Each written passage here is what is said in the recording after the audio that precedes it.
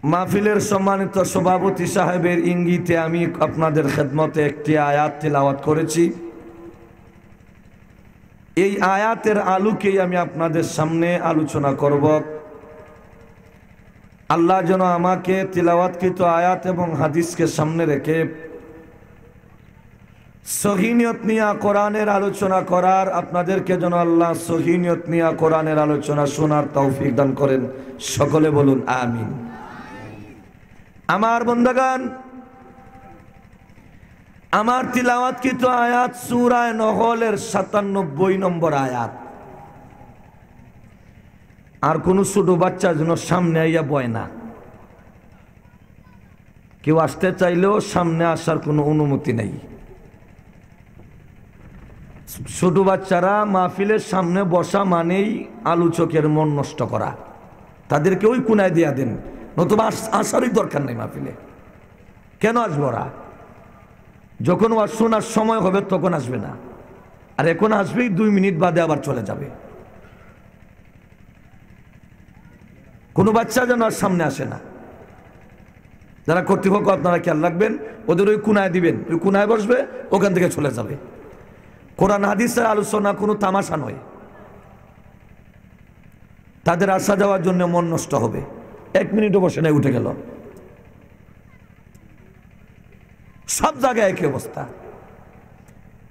এই জন্য আমি এই বছর প্রত্যেক কর্তৃপক্ষকে বলছি, আগামীতে যত মাহফিল হবে এক কোনায় থাকবে বাচ্চাদের বসার আলাদা স্থান। ওইখানে কুস্তি করুক, আসুক আর যাক, কারো কোনো আপত্তি নেই। ওরা এখন আসার কোনো দরকার নাই। বাজে যখন একটু উপযুক্ত হবে দৌড়েও লাগাল পাইবেন না মাদ্রাসায় ফাটানোর জন্য, আসবে না। তো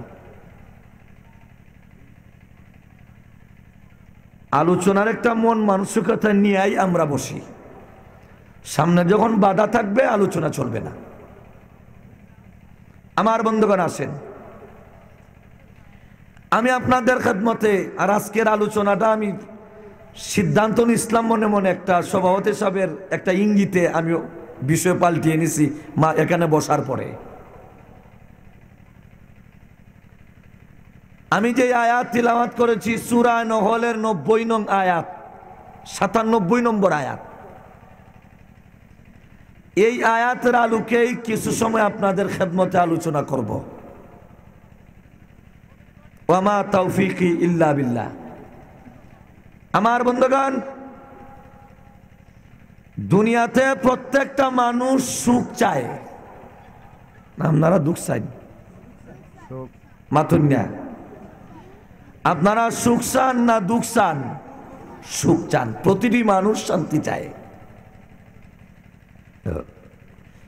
এই শান্তি কোন পথে, কখন, কিভাবে আসবে ওইটা আমাদের জানা নাই। কিছু মানুষ দেখেন মদ নিয়ে ব্যস্ত, মদ। কিছু মানুষ গাঁজা নিয়ে ব্যস্ত, আছে না? কথা বলেন নাই? গাঁজার ব্যবসা করে, গাঁজা পান করে, মদের ব্যবসা করে, মদ পান করে। সে মনে করে মদ পানি আমার সুখ আর শান্তি। সে মনে করে গাঁজা বিক্রি আর গাঁজা টানের মধ্যে মনে আমার জীবনের সুখ শান্তি। অথচ আল্লাহ রাব্বুল আলামিন আমার তিলাওয়াতকৃত আয়াতে কোন পথে চললে আপনার ইহকাল এবং পরকালের জীবনটা কল্যাণময় হবে, শান্তি হবে, আরাম হবে, এই পথ আল্লাহ কোরআনের বিভিন্ন আয়াতে, বিভিন্ন সূরায় আল্লাহ সেই পথের বিবরণ দিয়েছেন। কথা বলেন ঠিক না? আমার বন্ধুগণ, আল্লাহ রাব্বুল আলামিন আমার তিলাওয়াতকৃত আয়াতে বলতেছেন, আল্লাহ বলেন, মান আমিলা সালিহাম মিন যাকারিন আও উনসা ওয়া হুয়া মুমিন।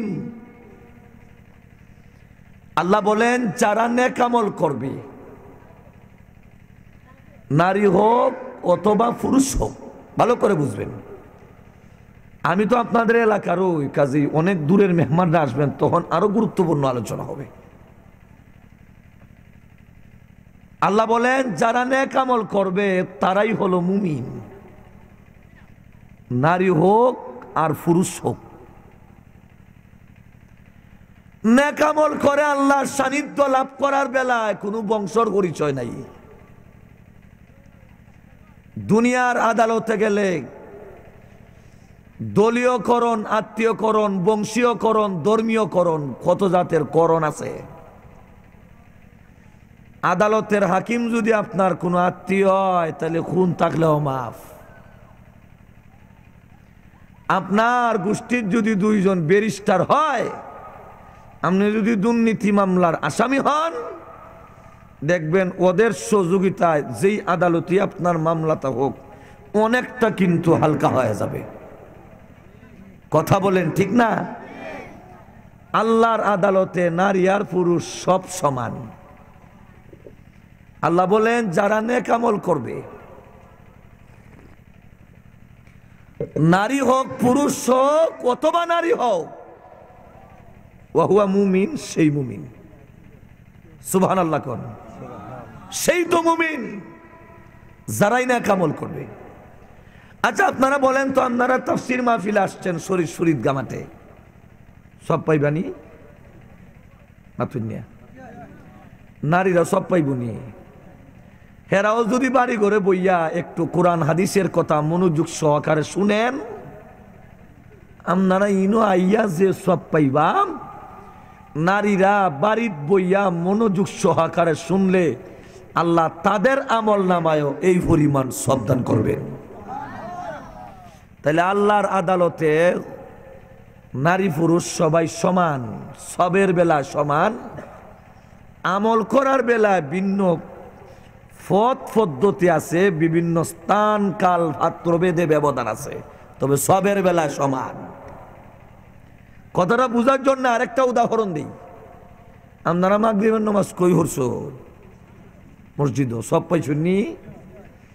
পরিষ্কার বিভিন্ন কিতাবে আসছে, কোন নারী যদি তার যায় নামাজটা গোরের কোণে রাখা দেয় আর ওই জায়গাটাকেই নামাজের জন্য নির্ধারণ করে নেয়, আপনারা মসজিদ আইসা যেই পরিমাণ সবের অধিকারী হইবেন, নারীরা বাড়ির তাইকা গোরের কোণায় নামাজ আদায় কইরা এই পরিমাণ সবের অধিকারী হয়ে যাবে। সুবহানাল্লাহ, একটু জোরে কর না। সুতরাং আল্লাহর আদালতে সবের বেলায় নারী পুরুষ সব সমান না, ব্যবধান? নারী পুরুষ সব সমান। আপনারা জিহাদের ময়দানে যান, এটাও নেক আমল। মরলে শহীদ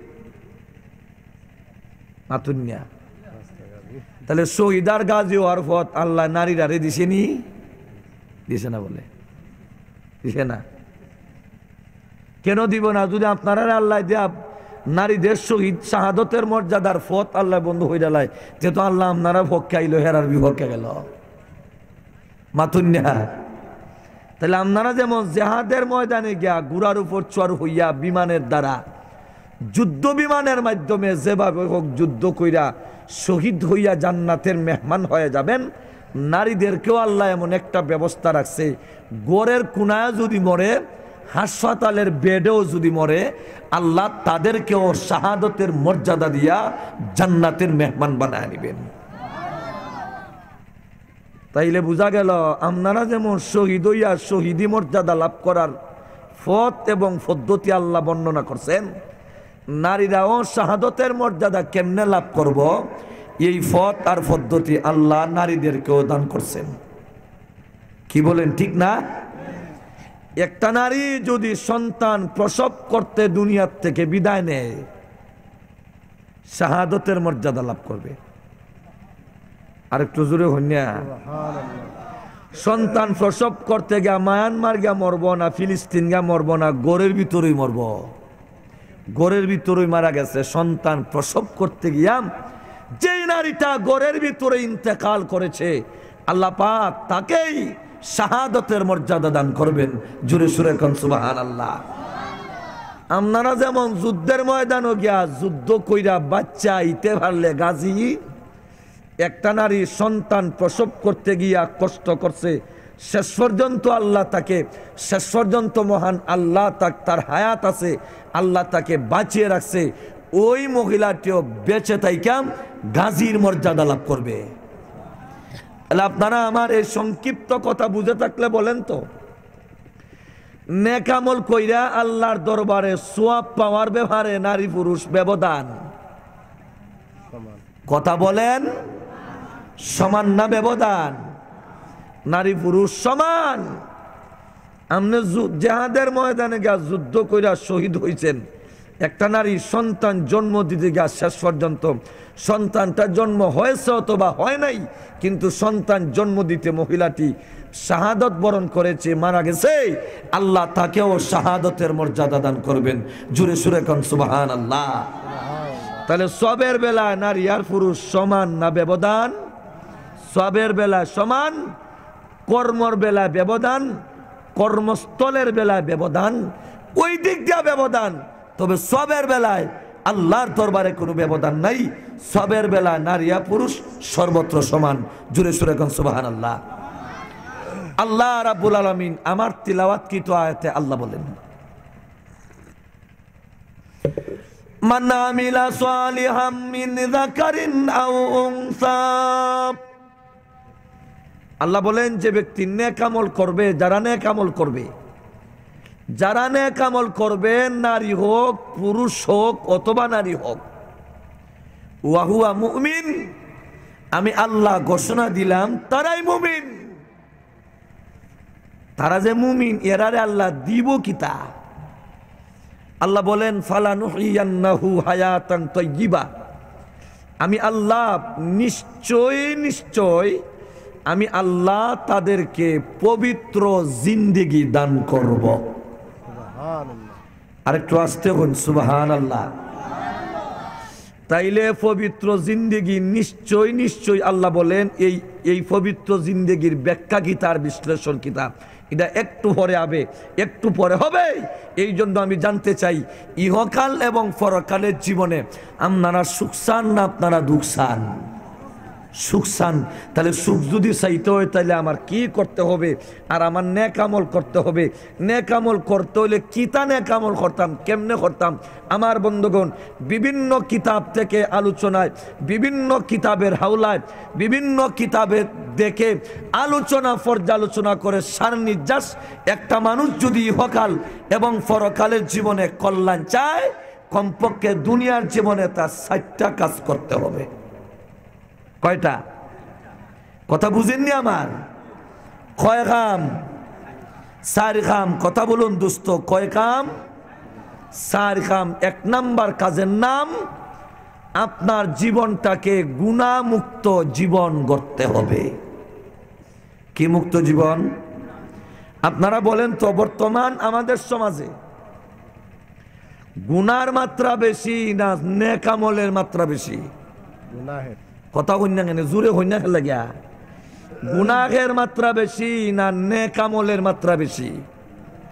আচ্ছা বলেন তো, গুনাহের মাত্রা আর নেক আমলের মাত্রা সমান সমান না আকাশ পাতাল ডিফারেন্স? আকাশ পাতাল ডিফারেন্স। মানে ডে নাইট ডিফারেন্স হইল গুনাহ আর নেক আমলের ব্যবধানটাই পরিমাণ। Day night difference. গুনাহ যদি সমাজে হয় 10টা, নেক আমল হয় না একটাও কোনো সময়। গুনাহ যদি সমাজে হয় 1000, তুলনামূলক নেক আমল হয় মাত্র 10টা। তাহলে আপনারা বলেন তো, নেক আমলের মাত্রা আর গুনার মাত্রা স্বাভাবিক ব্যবধান না অস্বাভাবিক ব্যবধান? অস্বাভাবিক ব্যবধান। এর মধ্যে আমাদের সমাজে 2টা গুনাহ, বর্তমানে 2টা গুনাহ হইল বেশি আম, মানে একেবারেই সাধারণ, মানুষ গুনাহই মনে করে না। গুনাহ আছে অনেকটা, তবে আমি বলতেছি আমার দৃষ্টিতে 2টা এখানে যেটারে মানুষ গুনাহ মনে করে না। এর মাঝে একটা হইল বেপরদা, মাতুনিয়া। একটা হইল বর্তমান আমাদের সমাজে মানুষ বেপরদারে সামাজিকতা মনে করে। বর্তমান আমাদের সমাজের অনেক মানুষেরা এই বেপরদাকে ভদ্রতা মনে করে। বর্তমান আমাদের সমাজের একদল বেহায়া, নগ্ন বেহায়া, উলঙ্গ অর্ধালঙ্গ নারীরা এবং তাদের অভিভাবকরা এই সমস্ত ব্যবহারটাকে নিজের জীবনের একটা সফলতা মনে করে। কথা বলেন ঠিক কিনা? আরো জোরে এখন ঠিক কিনা? আমার বন্ধুগণ, সেই গুনাহের মাত্রা, বেপরদাটা আমাদের সমাজে, বেপরদার মাত্রাটা বর্তমান আমাদের সমাজে কম না বেশি? কথা বলেন দোস্ত। তাই তো আমাদের সমাজের মানুষের ঈমান দুর্বল হয়ে গেছে। ও মুসলমান, তোমার ঈমানকে যদি সবল করতে হয়, তোমার ঈমানকে যদি সবল করতে হয়, তোমাকে 24টা ঘন্টা গুনাহমুক্ত রাখতে হবে। কথা বলেন ঠিক কিনা? আজকে লক্ষ্য করে দেখেন, এই বেপরদার দ্বারা আমাদের সমাজে কতটা গুনাহ হয়। বেপরদার দ্বারা সবচাইতে বড় গুনার নাম হলো জিনা। কি নাম ভাই? আপনারা বলেন তো, জিনার মাত্রাটা আমাদের সমাজে তুলনামূলক কম না বেশি? কথা বলেন, জিনার মাত্রাটা আমাদের সমাজে কম না বেশি? কেন? এর মূল কারণ হইল বেপরদা। এই জন্য অন্য আয়াতে আল্লাহ বলেন, আল্লাহ বলতেছেন, কুল লিল মুমিনিনা ইয়াগুযু মিন আবসারিহিম ওয়া ইয়াগফাযু ফুরুজাহুম। আল্লাহ বলেন, রাসূল আপনি বলুন, মুমিনদেরকে আপনি বলুন, তারা যেন তাদের দৃষ্টি শক্তিকে নত রাখে, তারা যেন তাদের লজ্জাস্থানকে হেফাজত করে। হাদিসের ভাষায় আয়াতের তাফসীর, আল্লাহ কেন চোখ এবং লজ্জাস্থানের কথা আল্লাহ বলছেন, এর সারমর্ম হইল, বিশ্বনবী বলেন বেপরদার কারণে আমাদের সমাজে 6 প্রকারের জিনা হয়। কয় প্রকার ভাই? কথা বলেন, কয় প্রকার? আমাদের সমাজের বেপরদার মাত্রাটা বেশি না কম? এই কারণে আমাদের ঈমান দুর্বল না সবল? ঈমান দুর্বল হওয়ার সবচেয়ে বড় গুনাহ হইল জিনা। যারা জিনা লিপ্ত হয়ে যাবে তাদের ঈমান হালকা হয়ে যাবে।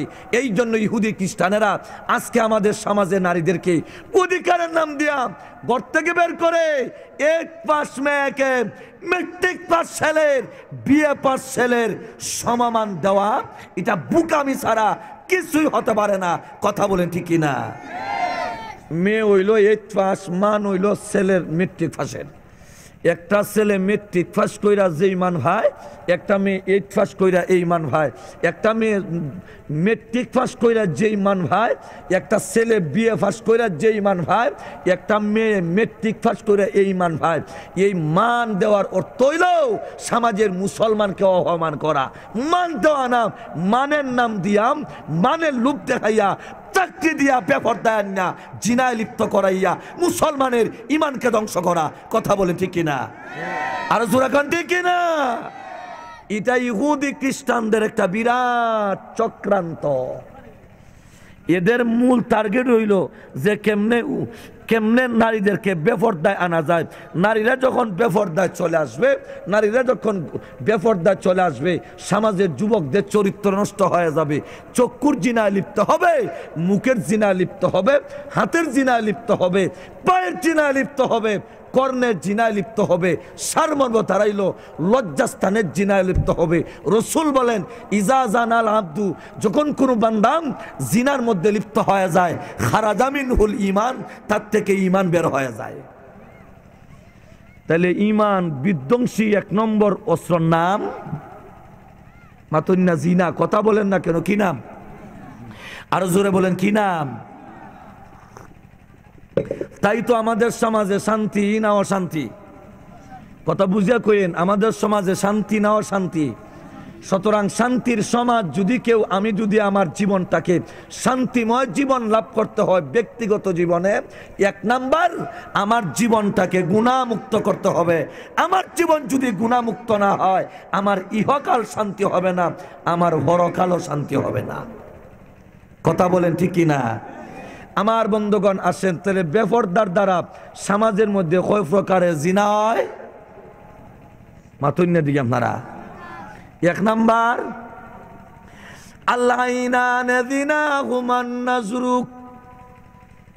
ও দুনিয়ার মুসলমান, বিশ্ব নবী জানা দেব, আরে আমার উম্মত, চক্ষুর জিনা হইল বেগানা নারীর দিকে তাকানো।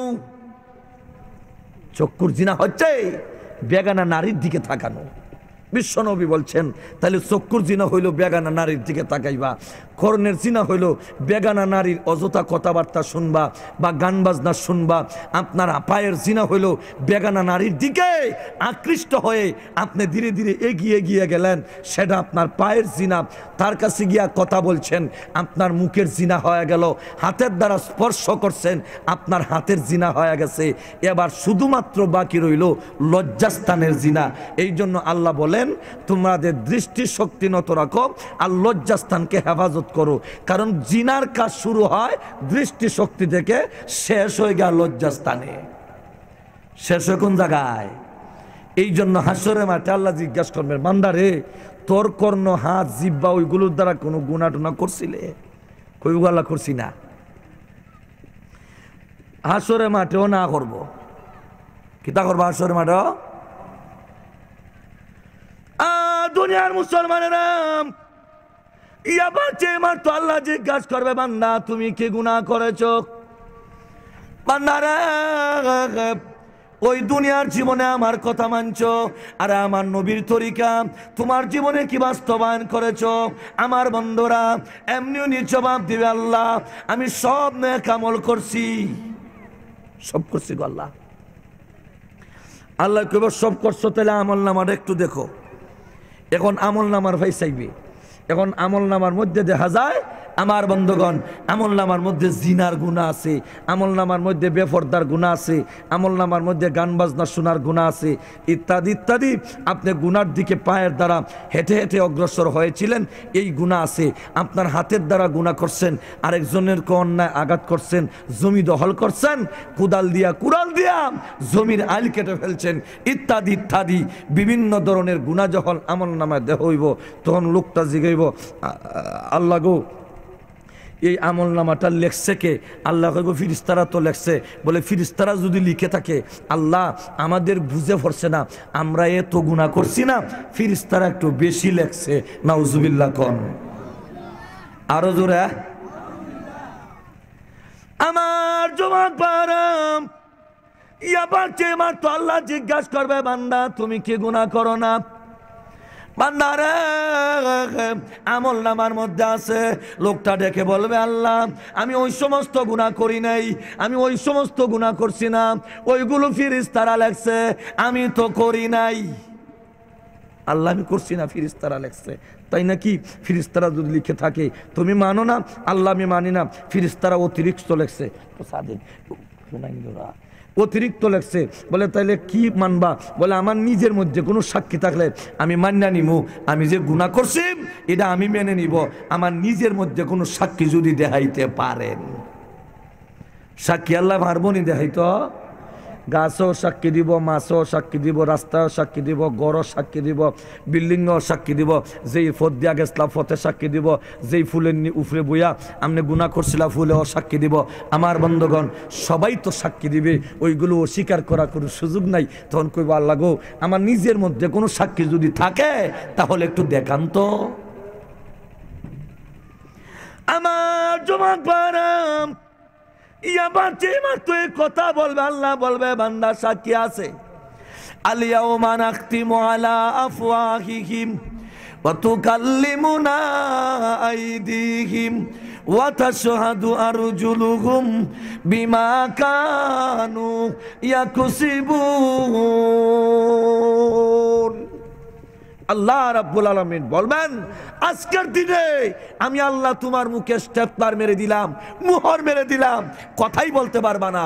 তোমার মুখে স্টেপলার মেরে দিলাম, তোমার মুখের মধ্যে আমি আল্লাহ স্টেপলার মারলাম, তুমি আর কথা বলতে পারবা না, তোমার জবানের দ্বারা কথা বলতে পারবা না। এবার হাত সাক্ষী দিবে, এবার পা সাক্ষী দিবে, এবার প্রতিটি অঙ্গ আল্লাহর দরবারে সাক্ষী আদায় করবে। বলেন তো হাত পাকে আল্লাহ কথা বলার যোগ্যতা দিত পারেনি না পারে না? আর একটু জোরে কন, পারেনি না পারে না? আমার বন্ধুগণ অবশ্যই আল্লাহ পারবে।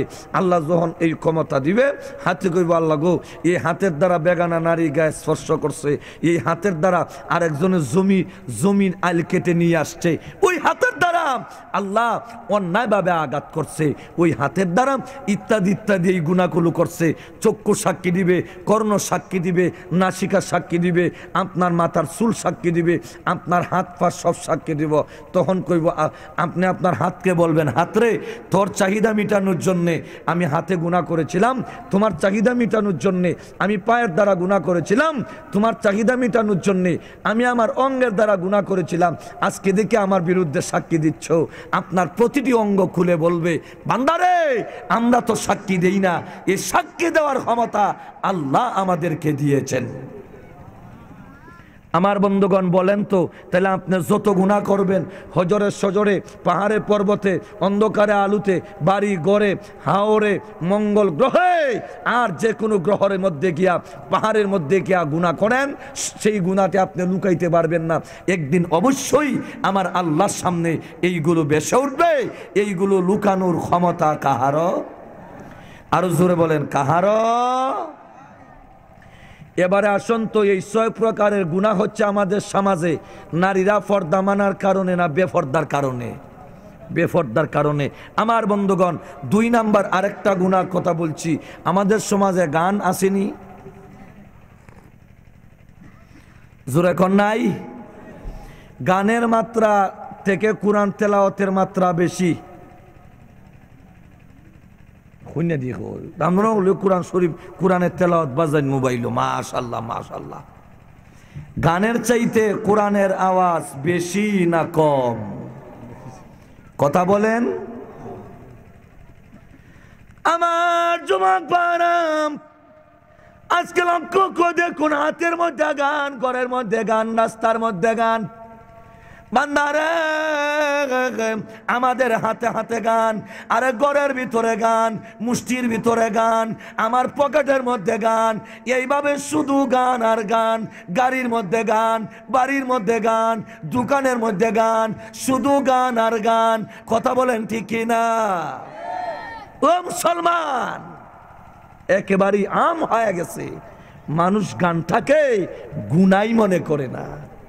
কথা বলেন ঠিক না? বিশ্বনবী কয়, উম্মত যেই সমাজে গান বেশি হবে জিনা হবে। রাসূল বলছেন গান হচ্ছে জিনার মন্ত্র। কিসের মন্ত্র? জিনার মন্ত্র হচ্ছে গান। বর্তমান আমাদের সমাজে গানের মাত্রা বেশি না কম? আরেকটু জোরে কোন, বেশি না কম? আমার বন্ধুগণ দেখেন, রাস্তাঘাটে গান, বাড়িতে গান, অলিতে গান, গলিতে গান, দোকানে গান, নিজের হাতের মধ্যে গান। আমাকে একদিন এক মুরব্বী, আপনাদের এরিয়াত বাড়ি, এক মুরব্বী কয়, হুজুর এখন আলহামদুলিল্লাহ মানুষ অনেকটা সভ্য হয়ে গেছে।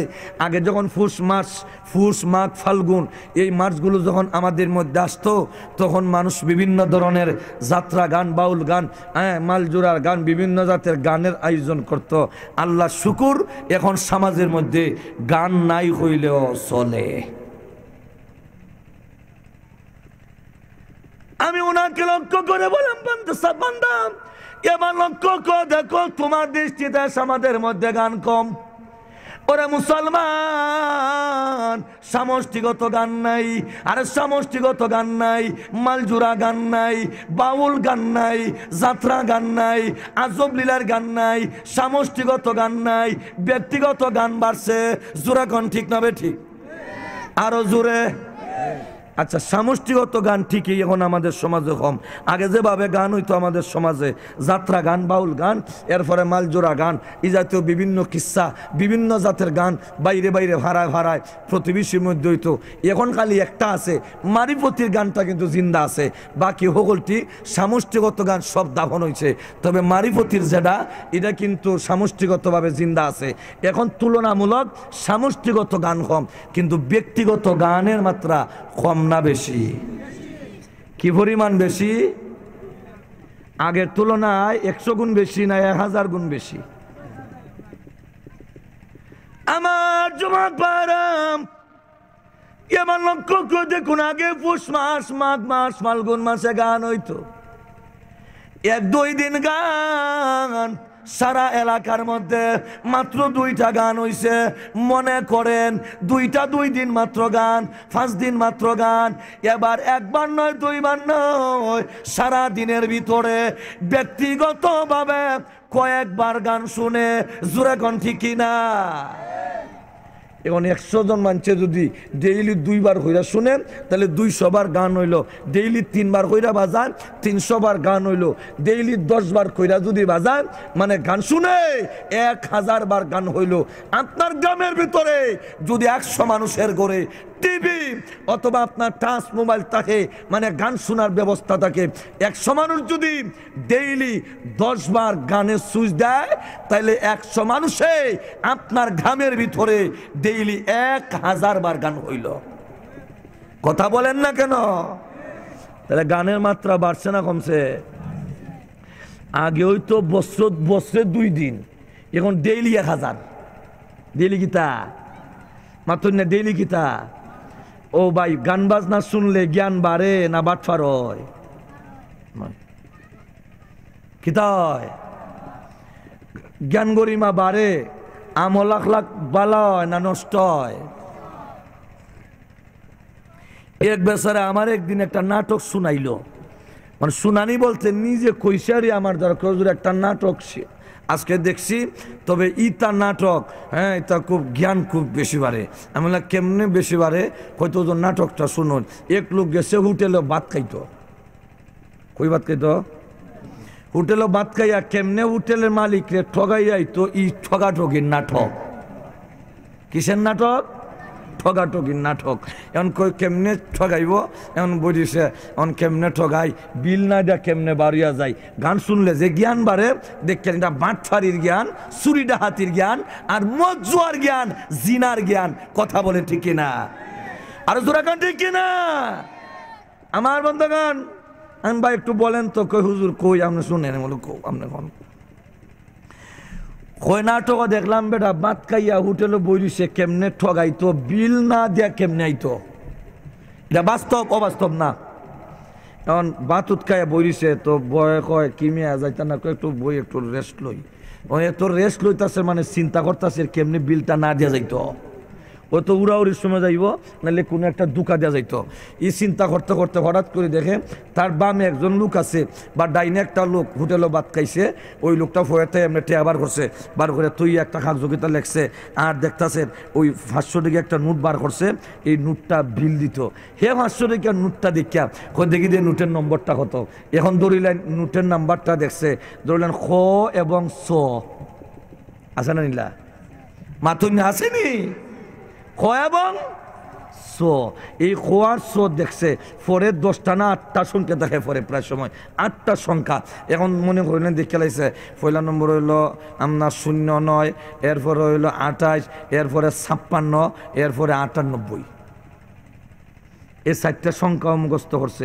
কোনটা টাকার পরিচয় দিতে যে এই নাম্বারটা হইতে পারবো, এর চাইতে বড় হ্যাঁ জানু মানুষ আর এত স্মরণ শক্তি এত ভালো আর কয়জন হইতে পারে? কথা বলেন ঠিক না?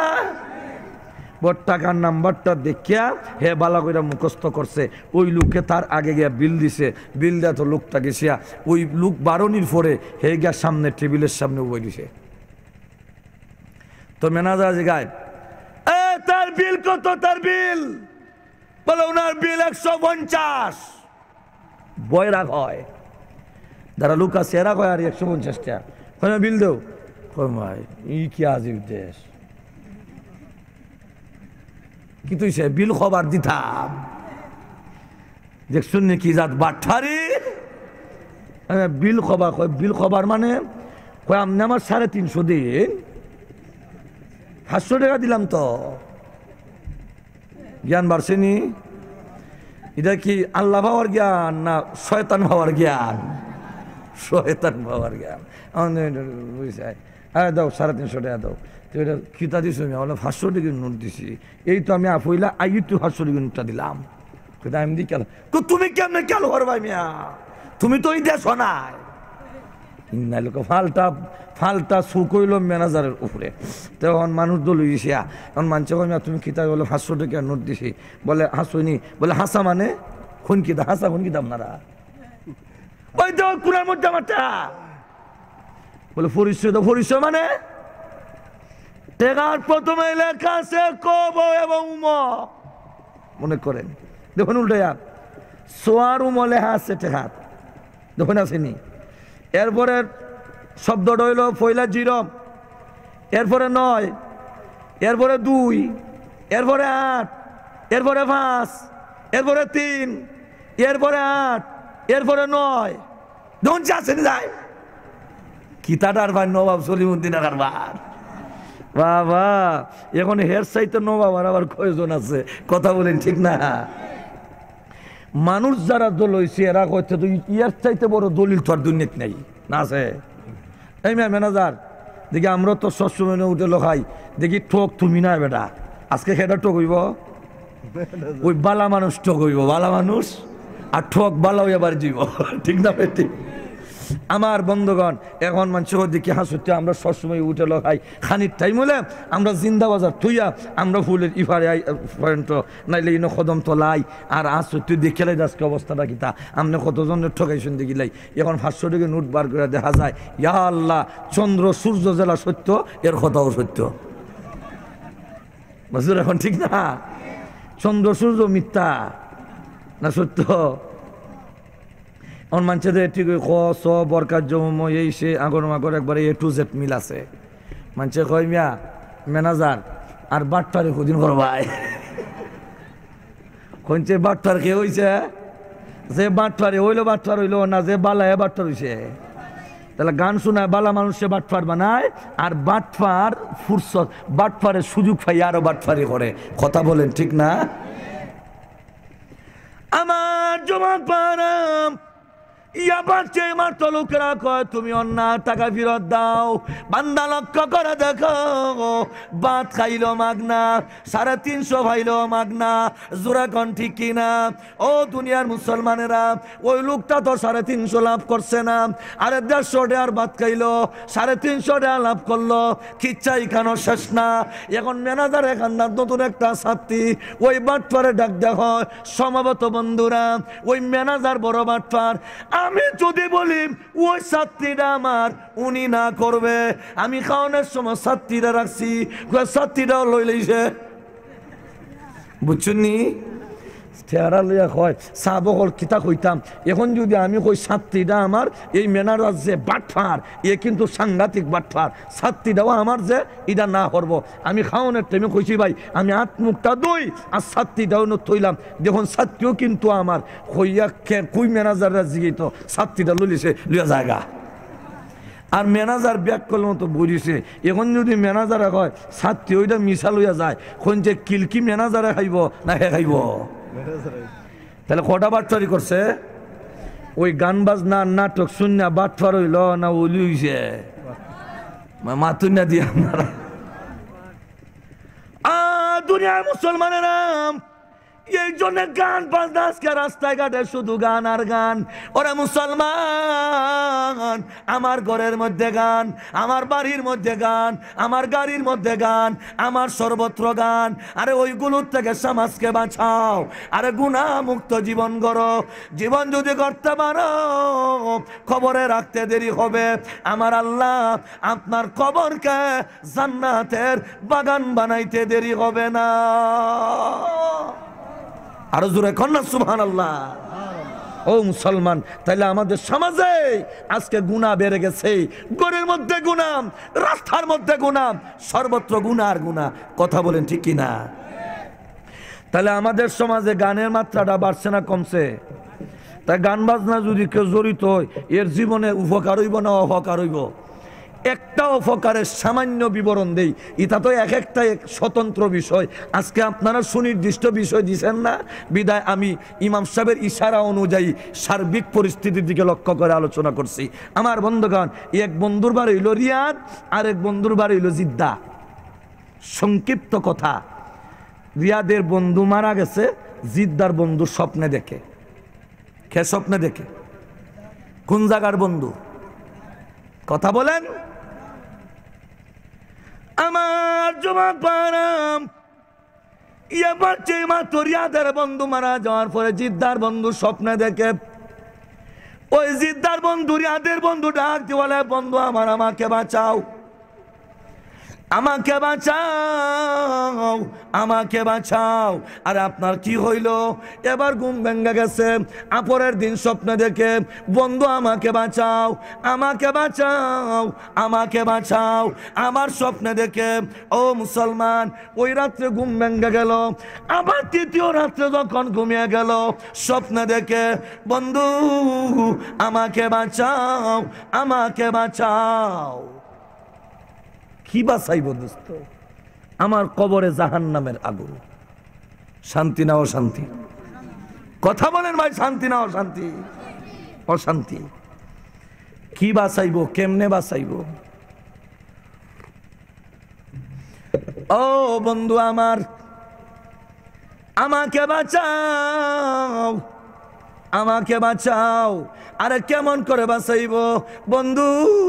আমার কবরের মধ্যে জাহান্নামের আগুন, আমার বড় কষ্ট হয়। কেন আগুন? কেন? কারণটা কি? কারণটা হচ্ছে, আমার স্ত্রী সন্তানের কথায় পরে আমি একটা টেলিভিশন খরিদ করেছিলাম। আমার মরণের পরে আমার ঘরে কোরআনের আওয়াজ হচ্ছে না, আমার ঘরে গানের আওয়াজ হয়। যত সময় আমার ঘরে গানের সুইচ দেওয়া হয়, টেলিভিশনে সুইচ দেওয়া হয়, আল্লাহ তখনই আমার কবরে জাহান্নামের আগুনের সুইচ দেয়। নাউজুবিল্লাহ বলবেন না তো? ছেলেটাকে আলেম বানায় যান, আল্লাহ বানায় যান, বানাইবে না তো? আধুনিকতা, আধুনিকতা ওইতে এখন লুঙ্গি খুললেও আটে। ফ্যান এমন তাহলে ফিনদে, ফ্যান এমন ফ্যান ফিনছে টাইট। এটা বলি স্কিন টাইট। বাবা এটা বুঝিও না বলি ইংলিশ শব্দ। স্কিন টাইট ফ্যান পরিধান করছে, কুনানো ঢিলা আর কুনানো টিলা, এটা সবটা দেখা যায়। মাতুনিয়া এমন টাইট ফ্যান ফ্যান ফিন দেওয়া বারুইছে, বোঝা যায় যে কিতা দেখা যায় তা আন্দাজ করা যায় না। এখন সাইতে সরম লাগে। মাতুনিয়া আর একটু জোরে এখন, ঠিক না? আমার জবাব পারাম ইয়া বাচ্চে মাত্র লোকটা জবাব দে, বন্ধু আমারে বাঁচাও, বন্ধু আমাকে বাঁচাও, আমাকে বাঁচাও। আমার ঘরে জাহান্নামের আগুন, আমার কবরের মধ্যে জাহান্নামের আগুন। কেন? আমার ঘরে 24টা ঘন্টা শুধু গান আর গান বাজে। আসেনি? কথা বলেন না ভাই, আসেনি? বাবায় কইলেও বুঝে না, মায় কইলেও বুঝে না।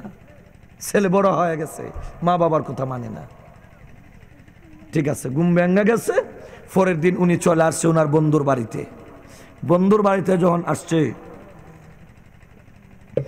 বন্ধুর বাড়িতে আসার পরে বন্ধুর ছেলে মেয়েদেরকে জিজ্ঞেস করে, আমার তোমাদের আব্বা কোথায়? ওনারা কয় মারা গেছে। মারা গেছে? বলে হ্যাঁ। তাহলে তো আমার স্বপন ঠিক আছে, আসো সবাই এক জায়গায় সমবেত হও, তোমাদের সঙ্গে আমার জরুরি কথা আছে। সব জমা হয়েছে। কি কথা? কথাটা হচ্ছে, আমি গত রাত্রে একাধারে 3 রাত স্বপ্নে দেখছি তোমাদের আব্বার কবরে জাহান্নামের আগুন জ্বলতেছে। নাউজুবিল্লাহ বলবেন না তো? ছেলে মেয়ে নেক আমল করলে মা বাবার কবরে শান্তি না অশান্তি? ভালো করে বুঝছেন দোস্ত? শান্তি তো হইও, কিন্তু মাদ্রাসার ছাত্র নাই 200 আর স্কুলের মধ্যে 550। কইব আমরা স্কুল বিরোধী না, আপনার সন্তানকে প্রাথমিক শিক্ষা মক্তব এবং মাদ্রাসার মধ্যে দেন, তারপরে স্কুলে দেন। এ তো আর যায় কই? বাস্তব আমাদের চাইতে আপনারা আরো ভালো জানেন। মাদ্রাসায় দিবে না, কসম করছে মাদ্রাসায় দিবে না। ওসিয়ত করছে ছেলেরা যেন পুলিশ হয়, যাতে অন্যকে মালিশ করতে পারে। কথা বলেন না? দইরা দইরা মালিশ করবে। কিসের অন্যায় আর কিসের ন্যায়? ছেলেরা যেন আমার পুলিশ হয়। বাইরে ছেলে পুলিশ না র্যাব যদি হয়, আপনার কবরে কোনো সাহায্য করতে পারবে না। কথা বলেন না কেন? এক লোক মারা গেছে, ওর ঘরে একটা সন্তান জন্ম নিচ্ছে, ছেলেটা মক্তবে গেছে। কোথায় গেছে? কথা বলেন না, কোথায় গেছে? ছেলে মেয়েদেরকে প্রাথমিক শিক্ষাটা মাদ্রাসায় দেন। আপনাদের মাদ্রাসায় শুধু অনেক লেখাপড়া হচ্ছে না, আপনার ছেলেটা দেন না কেন মাদ্রাসায়? লেখাপড়া হচ্ছে না, কে বলছে আপনাকে? আপনি মাদ্রাসা আসেন, আপনার ছেলে নিয়ে আসেন। বাইরে বসে বসে মন্তব্য করবেন কেন? হুজুর আমাদের পালকুল মাদ্রাসায় ছাত্র কম, আপনার ছেলে কই? কথা বলেন না কেন? আপনার ছেলে দিকে স্কুলও, আপনার 5টা ছেলে 5টা স্কুলও দিচ্ছেন, আবার বলেন মাদ্রাসা ছাত্র কম। কে বলছে আপনি এই কথা বলবেন? আপনার ছেলে দিয়া বলবেন। কথা বলেন না কেন? রাগ করছেন নাকি আপনারা? অনেকে কই হুজুর মাদ্রাসা ছাত্র কম স্কুলে বেশি। আপনার ছেলে হোক, আপনার ছেলে কটা 3টা কই আছে, একটাও দি মাদ্রাসা দিই না। মাতুন্যা ছাত্র কি আসমান থেকে আসবে? আসমান থেকে আসবে? পায়ে ধরে বলছি, হাতে ধরে বলছি, মাদ্রাসার কদর করেন। আমি না থাকতে পারি, আপনি না থাকতে পারেন, এই দিনই ফতিটা জিন্দা থাকবে, কিয়ামতের মাঠে নাজাতের উসিলা হয়ে যাবে ইনশাআল্লাহ। কথা বলেন ঠিক কি না? আমার বন্ধুগণ আসেন, কি বলছিলাম? ছেলেটা মক্তবে গেছে, ইমাম সাহেব জিজ্ঞাসা করেন বাবা তোমার নাম কি? আমার আরেকটা প্রোগ্রাম এশার নামাজ হবে পরে, আমার বয়ানের পরে গরফুর খাফুর, এই জন্য আজকের মতো বেশি সময় দিতে পারতাম না, এর লাগে আমি আন্তরিকভাবে দুঃখিত। আমার বন্ধুগণ আসেন, ওই প্রোগ্রামটাও আবার অনেক আগের। মক্তবে গেছে, ইমাম সাহেব বলছেন তোমার বাবার নাম জানে না? আমার লোক ছেলেরা কে হুজুর বাচ্চারা এতিম। এতিম বলে? হ্যাঁ ঠিক আছে। আদর করছেন, মহব্বত করছেন, মায়া দিছেন। বাবা পড়ো বিসমিল্লাহির রহমানির রহিম, সুবহানাল্লাহ কোন। দুনিয়ার মুসলমানের নাম ইমাম সাহেব বলে বাবা তুমি পড়ো বিসমিল্লাহির রহমানির রহিম। ওই ছেলেটি পড়ে নিল। আমার আল্লাহ জানা দেবে ফেরেশতারা ওই নাবালক বাচ্চার বাবার কবরে আযাব, সাক্ষী থাকো আমি আল্লাহ তার বাবার কবরে আযাব মাফ করে দিলাম। জোরে কোন সুবহানাল্লাহ, আরো জোরে কোন সুবহানাল্লাহ। ফেরেশতারা জিজ্ঞাসা করে আল্লাহ কেন ওই দুধের বাচ্চাটা মক্তবের মধ্যে ভরলো, তার বাবার কবরে আযাব মাফ হয়ে গেল? আমার আল্লাহ জানা দে ফেরেশতারা রে ওই লোকটার ছেলে আমি আল্লাহর নামে শুরু করছে বিসমিল্লাহির রহমানির রহিম, আল্লাহর নামে শুরু করছে। আমি আল্লাহ নাকি রহমান, আমি আল্লাহ নাকি রহিম, আমি আল্লাহ নাকি দয়ালু? জোরে কোন সুবহানাল্লাহ। কের সাথে শুরু করছে? বিসমিল্লাহর সাথে। সর্বত্র বিসমিল্লাহ আলহামদুলিল্লাহ নাই। জুতা ভাও দিতে বিসমিল্লাহ কে ভাও দেন না। বাথরুমে যাইতে আল্লাহর নাম নিয়ে ঢুকেন না। বাথরুম থেকে বাইরে আল্লাহর নাম নেন, দোয়া আছে, আসেনি? এক লোক একদিন গফ করে হুজুর আমার খানার রুচি বাড়ছে। বলে ভালো হয়েছে, কয় কেজি খাবো? 7 পট চাউলের ভাত খাই। আমি বললাম তো তোমার সাথে শয়তানে হয়। হাদিসের মধ্যে আসছে তুমি যখন 7 পট চাউলের ভাত খাও, তোমার কথায় আর নবীর হাদিসের মিল আছে। নবী কয় যারা বিসমিল্লাহ সারা খানি শুরু করে এরা 1 ফেটে খায় না 7 ফেটে খায়। এর লাগে নবীর হাদিসের ভাষায় আর তোমার কথার মধ্যে বড় মিল আছে। তুমিও 7 পট চাউলের ভাত খাও, এর অর্থ হইল তুমি বিসমিল্লাহর সাথে শুরু করো না। তুমি বিসমিল্লাহ নাই, তোমার খানার মধ্যে বিসমিল্লাহ নাই, এর লাগিয়া তুমি 7 ফেটে খাও, তোমার সাথে শয়তানেও খায়। কথা বলেন আরেকটু জোরে খান। দুনিয়ার মুসলমানের নাম এবার ফেরেশতারা জিজ্ঞাসা করে আল্লাহ কেন মাফ করে দিলে? আল্লাহ জবাব দিয়ে লক্ষ্য করে শুনেন ফেরেশতারা ওই সন্তানের ওই শিশু বাচ্চার বাবা কবর জগতে জাহান্নামের আগুনে জ্বলবে। আর শিশু বাচ্চাটা মক্তবের মধ্যে গিয়া প্রথম সবকটা হইল আমি শুরু করেছি, আমি শুরু করলাম, আমি শুরু করেছি আমার আল্লাহর নামে যিনি রহমান এবং যিনি রাহিম। আমার আল্লাহর নামে শুরু করছি যিনি পরম দয়ালু, যার দয়ার কোনো শেষ নাই। জোরে গান সুবহানাল্লাহ, আরো জোরে গান সুবহানাল্লাহ। আল্লাহকে ফেরেশতারারি ওই নাবালক বাচ্চাটা আমি আল্লাহকে রহমান বলছে, আমাকে দয়ালু বলছে, আর আমি তার বাবাকে কবরের আগুনে ঝালাবো, সেটা হতে পারে না। সাক্ষী থাকো আমি আল্লাহ তার বাবার কবরের আযাব মাফ করে দিলাম। শান্তি হইছে না অশান্তি হইছে? আমার ওয়াজটাই দেয়া ছেলেটা মক্তব যাওনে বাবার শান্তি হইল না অশান্তি হইল? হ্যাঁ কথা বলেন না, শান্তি না অশান্তি? আমার বন্ধুগণ ছেলেদেরকে মাদ্রাসায় পড়ান, ছেলেদেরকে মক্তবের মধ্যে পড়ান। 5ম শ্রেণী পর্যন্ত পড়ানোর পরে আপনার ছেলেকে স্কুলে দেন, নিবন্ধন কইরাম পাঠশালা স্কুল থেকে আপনার সমাপনী পরীক্ষা দেওয়ান, আমাদের কোনো আপত্তি নাই। তবে মুসলমান হতে হবে, মুসলমান হওয়া লাগবে। প্রত্যেকটা সন্তান মুসলমান হওয়া দরকার। কথা বলেন ঠিক কিনা? আমার বন্ধুগণ আসেন, এবার বলছিলাম যেই কথা, বলছে তোমার বাবার কবরে আযাব, তাই নাকি? বলে হ্যাঁ। কেন? এই জন্যে। এবার ছেলে আবেগে, ছেলেমেয়েরা আবেগে কায়মনুবাক্যে আল্লাহর দরবারে মাফ চায়, আল্লাহর দরবারে ক্ষমা চায়, আল্লাহর দরবারে তওবা করে, আল্লাহর দরবারে মাফ চাইতেছে। আমার বন্ধুগণ, এইভাবে ছেলেটিগা টেলিভিশন দেখবে না বলে ব্যঙ্গে চুরমার করে দিয়েছে। আল্লাহ গো আমার আব্বাকে মাফ করেন, আল্লাহ গো আমার আব্বার কবরকে জান্নাতের বাগান বানায় দেন। সকলে বলুন আমিন।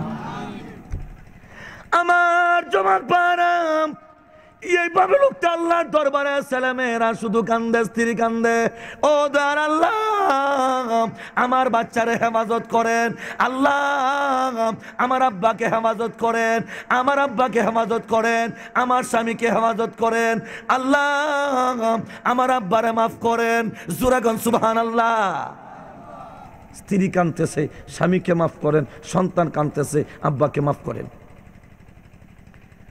আমার বন্ধুরা, ওই লোকটা চলে গেছে। পরের দিন উনি যখন আবার পরের দিন ঘুমের ঘরে চলে গেছে, স্বপ্নে দেখে বন্ধুর কবর জান্নাতের বাগান হয়ে গেছে। আরো আসতে কোন সুবহানাল্লাহ। জিজ্ঞাসা করে, বন্ধু আজকে দেখি চেহারাটা বড় খুশি। আচ্ছা শুনছে, কেউ যদি ক্লান্ত হয়, ব্যথিত হয়, কেউ যদি মনে আঘাত থাকে, তাহলে মনটা খুশি দেখা যায় না, চেহারাটা উৎফুল্ল দেখা যায় না, বেজার দেখা যায়। মলিন না উৎফুল্ল? মলিন। নেক আমল যদি করেন, হাসরের মাঠে চেহারা থাকবো উৎফুল্ল। সুবহানাল্লাহ হইতেন না? ফাআম্মা মান উতিয়া কিতাবাহু বিয়ামিনিহি ফাসাউফা ইউহাসাবু হিসাবান ইয়াসীরা ওয়া ইয়ানকালিবু ইলা আহলিহি মাসরুরা। মনে করছো না জানেন তুমি ওই যাবে না? আচ্ছা, আমদানাই না আজানের টাইম আরো বাকি আছে, এর লাগে অন্য মধ্যে আজান মনে হচ্ছে আজার টাইম এসে, তো মনে করলে কিন্তু আমার আসলে লাভ। এরপর ইমাম সাহেব করে আরো 5 মিনিট করে নিতাম, তো একটু বউকা। আমার বন্ধুগণ আসেন, এবার ওই বন্ধুরা জিজ্ঞাসা করে, বন্ধু আপনার চেহারা বড় উৎফুল্ল। বলে হ্যাঁ উৎফুল্ল। আপনি যে আমার বাড়িতে গেছিলেন আর আমার সন্তান নিকে খবর দিছিলেন, আর ওনারা কায় মনোবাক্যে আমি আল্লাহর দরবারে তওবা কইরাম, আমার জন্য মাফ চাইছে, আল্লাহর সাথে সাথে আমার কবরের আযাব মাফ কইরাম, আমার কবরকে আল্লাহ জান্নাতের বাগান বানায় দিছে। আরো জোরে। তাইলে আমার আজকের আলোচনার প্রথম পর্ব গুনাহমুক্ত জীবন, গুনাহমুক্ত জীবন। তাহলে বাকি 3টা নাম কইলাই। 3 নাম্বার, 2 নাম্বার সুন্নতি জীবন গড়বেন। কি জীবন? আরো জোরে কন না, কি জীবন? সুন্নতি জীবন হবে। আমার উঠা বসায়, আমার কাপড় গায়ে দেওয়ায়, আমার চলাফেরায়, আমার সর্বত্র যেন আমার উঠা বসাটা সুন্নত তরিকা মতন হয়। এই জন্য 2 নাম্বার হচ্ছে আমার জীবনটাকে গর্ব, সুন্নতি জীবন হবে। 3 নাম্বার হচ্ছে আমার সাথে থাকবে জিকরুল্লাহ, সদা সর্বদা আমি আল্লাহর নাম নিব। আল্লাহর নাম খাইতেও আল্লাহর নাম, ঘুমাইতেও আল্লাহর নাম, বাথরুমে যাওয়ার আগেও, বাথরুম থেকে বাইরেও, এক কথার সর্ব দুনিয়ার সমস্ত ভালো কর্ম করতে আমি আল্লাহর নাম দ্বারা শুরু করব। আমি আল্লাহর নাম নিব, আল্লাহর নাম সাথে থাকবে, জিকির থাকবে। আর জিকিরের দ্বারা অন্তরে প্রশান্তি লাভ হয়, অন্তরে প্রশান্তি লাভ করা যায়। কথা বলেন ঠিক কিনা? কত নম্বর? 4 নম্বর, আহলুল্লাহর সাথে চলাফেরা, আল্লাহওয়ালাদের সাথে মিল্লামিশা চলা। সুবহানাল্লাহ হইতেন না? আল্লাহওয়ালাদের সাথে মিল্লামিশা। তাহলে কয়টা কথা হইলো? 4টা কথা। 1 নাম্বার, আমার জীবন হবে গুনাহমুক্ত। কথা বলেন 1 নাম্বার। কথা বুঝেন? কথা কি 1 নাম্বার? কি আমার জীবন হবে গুনাহমুক্ত, ওয়াজ নিয়ে বাড়ির যাইতে হবে। 2 নাম্বার হইল আমার জীবনটা হবে সুন্নতি জীবন হবে। 3 নাম্বার হচ্ছে আমি জিকরুল্লাহর সাথে চলাফেরা করব, ঘুমাইতে খাইতে হালচাষ করতে সর্বত্র আল্লাহর নামের সাথে চলাফেরা করব।